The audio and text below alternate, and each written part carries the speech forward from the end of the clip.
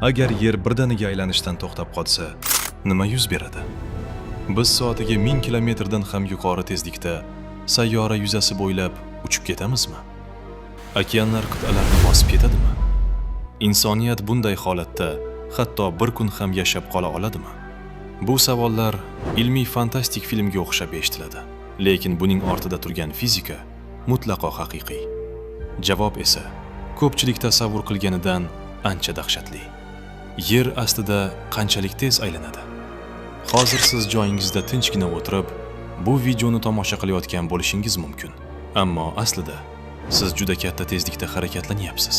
Ekvator chizig'i atrofida yer taxminan soatiga 1670 km tezlikda aylanadi.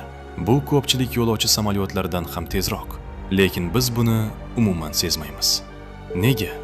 Chunki atrofimizdagi hamma narsa, yer yuzasi, okeanlar, havo qatlami, barchasi biz bilan birga bir xil tezlikda harakatlanadi. Aynan shu umumiy harakat bizga barqarorlik hissini beradi. Lekin bu barqarorlik bitta narsaga bog'liq: yerning to'xtovsiz aylanishiga. Endi savol: yer ilgari ham sekinlashganmi? Ha, yer allaqachon sekinlashmoqda. Faqat bu jarayon nihoyatda sekin kechadi. Bunga Oy bilan yer o'rtasidagi gravitatsion ta'sir sabab bo'ladi. Bu hodisa to'lqin ishqalanishi deb ataladi.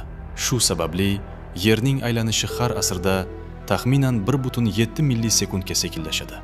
Bu juda kichik raqamdek tuyuladi. Ammo 400 million yil avval yerda bir yil 365 kun emas, taxminan 400 kundan iborat bo'lgan. Olimlar buni qadimgi marjon qoldiqlari orqali aniqlashgan. Marjonlar daraxt halqalariga o'xshab har kuni kichik o'sish izlarini qoldirgan. Shu izlar orqali qadimda bir yilda nechta kun bo'lganini bilish mumkin. Demak, bu shunchaki taxmin emas. Bu yerning aylanishi vaqt o'tishi bilan o'zgarishni ko'rsatadigan haqiqiy fizik dalil. Oy asta-sekin yerning aylanish energiyasini o'ziga olayotgandek. Shu sababli Oy har yili yerdan taxminan 3,8 sm uzoqlashib bormoqda. Yer qotib qolgan, o'zgarmas jism emas. U doimo harakatda va o'zgarishda. Ammo endi eng qo'rqinchli savolga o'tamiz. Agar bu sekinlashish millionlab yillar davomida emas, bir lahzada sodir bo'lsa-chi? Agar yer birdan aylanishdan to'xtasa, yerga mahkam bog'lanmagan hamma narsa inersiya sababli oldingi harakatini davom ettiradi. Ekvator hududida bu shuni anglatadi: jismlar sharq tomonga soatiga 1670 km tezlikda uchishda davom etadi. Binolar poydevoridan uzilib ketadi. Mashinalar, daraxtlar, okeanlar hammasi bir yo'nalishda dahshatli kuch bilan siljiydi. Atmosfera ham birdan to'xtab qolmaydi. Havo qatlami sayyora atrofida tovushdan ham tez harakatlanishda davom etadi. Soatiga 1600 kilometrdan oshadigan shamollar yer yuzasini supurib tashlaydi. Bu oddiy bo'ron bo'lmaydi. Bu butun sayyorani qamrab olgan ulkan zarba to'lqini bo'ladi. Yer yuzidagi ko'pchilik inshootlar birinchi daqiqaning o'zidayoq vayron bo'ladi. Yer mukammal dumaloq shar emas. U aylangani sababli ekvator atrofida biroz bo'rtib chiqqan. Aylanish paytida markazdan qochma kuch suvlarni ekvator tomonga itarib turadi. Agar yer aylanishdan to'xtasa, bu kuch yo'qoladi. Shunda gravitatsiya ekvator atrofidagi suvlarni qutblar tomonga torta boshlaydi. Natijada okeanlar butunlay qayta taqsimlanadi. Suvlar shimoliy va janubiy qutb hududlari tomon siljiydi va ulkan maydonlarni suv bosadi.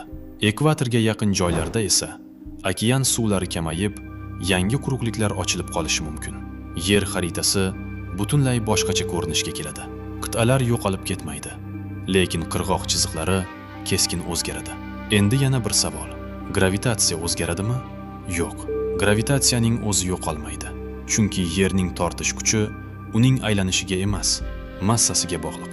Ammo yerning aylanishi ekvator hududida odamning seziladigan vaznini biroz kamaytiradi. Agar aylanish to'xtasa, o'sha kichik tashqariga itaruvchi kuch ham yo'qoladi. Natijada ekvatorda odam biroz og'irroq bo'lib qoladi. Taxminan 0,3%ga. Bu odamni ezib yuboradigan daraja emas, lekin ilmiy asboblar bilan o'lchash mumkin bo'lgan farq. Kunduz va tun nima bo'ladi? Tasavvur qiling, Yer o'z o'qi atrofida aylanishdan to'xtadi, lekin Quyosh atrofida aylanishda davom etmoqda. Bunday holatda Yer uchun bir kun deyarli butun bir yilga teng bo'lib qoladi. Ya'ni sayyoraning bir qismida 6 oy davomida tinimsiz kunduz bo'ladi. Boshqa tomonida esa 6 oy davomida qorong'ilik hukm suradi. Doimiy quyosh nuri tushib turgan tomonda harorat nihoyatda oshib ketadi. Ba'zi joylarda yashash deyarli imkonsiz bo'lib qoladi. Qorong'i tomonda esa uzoq davom etgan tun sababli sovuq kuchayadi va hududlar muzlay boshlaydi. Atmosfera bu ikki keskin holatni muvozanatlashga urinadi. Natijada butun sayyora bo'ylab ulkan super bo'ronlar paydo bo'lishi mumkin. Biz bilgan iqlim zonalari yo'qoladi. Qishloq xo'jaligi izdan chiqadi. Ekotizmlar beqarorlashadi. Hayot eng og'ir sinovlardan biriga duch keladi. Magnit maydon bilan nima bo'ladi? Yerning magnit maydoni tashqi yadrodagi erigan temir harakati orqali hosil bo'ladi. Bu jarayon geodinamo deb ataladi. Yerning aylanishi ushbu harakatni tartibga solishda muhim rol o'ynaydi. Agar yer aylanishdan butunlay to'xtab qolsa, uzoq muddatda yadro ichidagi jarayonlar ham o'zgarishi mumkin. Bu esa magnit maydonning zaiflashishiga yoki beqaror bo'lib qolishiga olib kelishi ehtimoldan xoli emas. Kuchli magnit qalqon bo'lmasa, Quyoshdan kelayotgan zarralar va nurlanish atmosferaga to'g'ridan-to'g'ri ta'sir qiladi. Juda uzoq geologik vaqt davomida bu atmosfera zarralarining kosmosga uchib ketishiga sabab bo'lishi mumkin. Marsda ham shunga o'xshash jarayon yuz bergan deb hisoblanadi. Lekin bu darhol sodir bo'ladigan xavf emas. Bu juda uzoq vaqt talab qiladigan jarayon. Yerning aylanishiga ilgari biror hodisa ta'sir qilganmi? Ha, 2004-yilda Sumatra yaqinida yuz bergan ulkan zilzila Yerning aylanishiga oz bo'lsa ham ta'sir ko'rsatgan. Bu zilzila sayyora ichidagi massaning taqsimlanishini o'zgartirgan. Olimlarning hisob-kitoblariga ko'ra, bu hodisa bir sutka davomiyligini taxminan 2,7 mikrosoniyaga qisqartirgan. Mikrosoniya juda kichik vaqt birligi, ammo u o'lchanadi. Bu shuni ko'rsatadiki, Yerning aylanishi mutlaqo o'zgarmas narsa emas. Katta miqyosdagi hodisalar unga ta'sir qilishi mumkin. Yer aylanishining yana bir mashhur isboti 1851-yilda ko'rsatilgan. Fransuz fiziki Leon Foucault Parijdagi pansionda ulkan mayatnikni osib qo'yadi. Mayatnik tebranib turganda, uning harakat yo'nalishi polga nisbatan sekin-asta burilgandek ko'rinadi.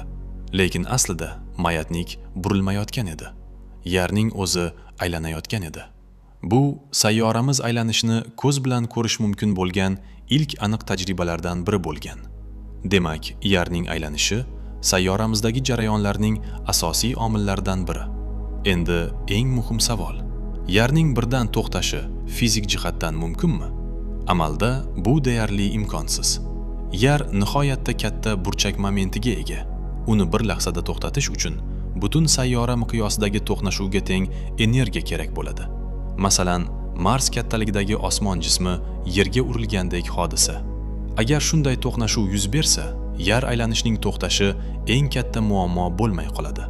Chunki zarbaning o'ziyoq yer yuzasidagi hayotni deyarli butunlay yo'q qilishi mumkin. Agar yer birdan emas, asta-sekin sekinlashsa-chi? Agar bu jarayon soniyalar ichida emas, millionlab yillar davomida sodir bo'lsa, hayot moslashishga ulgurishi mumkin. Qirg'oq chiziqlari asta-sekin o'zgaradi. Iqlim tizimlari yangi holatga moslashadi. Hayvonlar va o'simliklar boshqa hududlarga ko'chadi. Lekin insoniyat jamiyati 24 soatlik kun-tun tartibiga juda qattiq bog'langan. Bizning tanamiz, uyqumiz, uyg'onishimiz, gormonlarimiz barchasi yerning aylanish ritmiga moslashgan. Bu biologik ritm, sirkat ritm deb ataladi. Shuning uchun yerning aylanishi shunchaki astronomik harakat emas.